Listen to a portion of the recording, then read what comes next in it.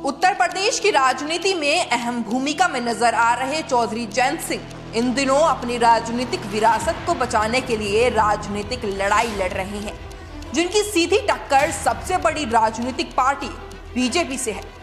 क्योंकि चौधरी अजीत सिंह के निधन के बाद जयंत के सामने कई बड़ी चुनौती है, जो शायद उनके दादा चौधरी चरण सिंह के बाद अजीत सिंह के ऊपर नहीं थी।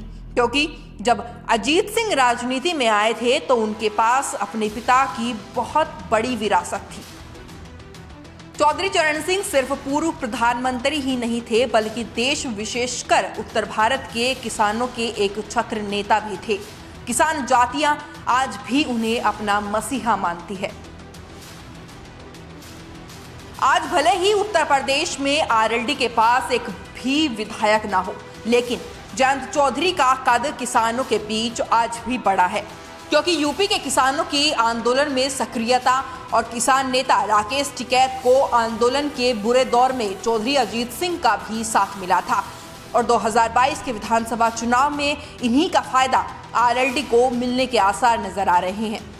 किसान आंदोलन के बाद बढ़े जयंत चौधरी के जनाधार को अखिलेश यादव भी भली भांति समझते हैं और यही कारण भी है कि बिना देरी किए अखिलेश ने जयंत को अपने साथ मिला लिया है, ताकि दूसरी पार्टी जयंत के साथ आए किसानों को अपने साथ ना कर ले।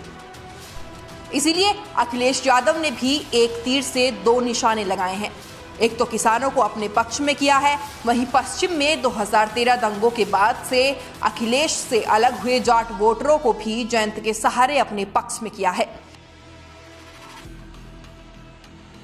वहीं मेरठ के दबथुआ में हुई भारी जनसभा से अखिलेश को पश्चिम में सपा गठबंधन की जीत के आसार दिखाई देने लगे हैं।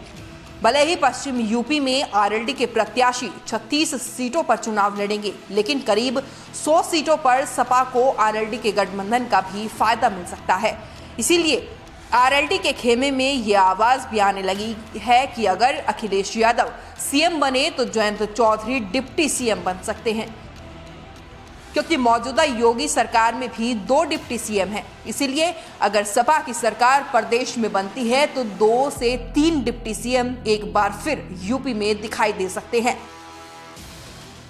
सपा गठबंधन में शामिल होने से पहले ओम प्रकाश राजभर ने ओवैसी के साथ गठबंधन के दौरान एक से ज्यादा यूपी में डिप्टी सीएम होने की योजना बनाई थी, लेकिन अब ये फॉर्मूला सपा सरकार में भी संभव हो सकता है। भले ही अब ओवैसी के साथ ओम प्रकाश राजभर का गठबंधन ना हुआ हो, लेकिन अब अगर यूपी के अंदर अखिलेश यादव की दोबारा सरकार बनती है तो जयंत चौधरी को डिप्टी सीएम के रूप में पश्चिम की कमान दे सकते हैं।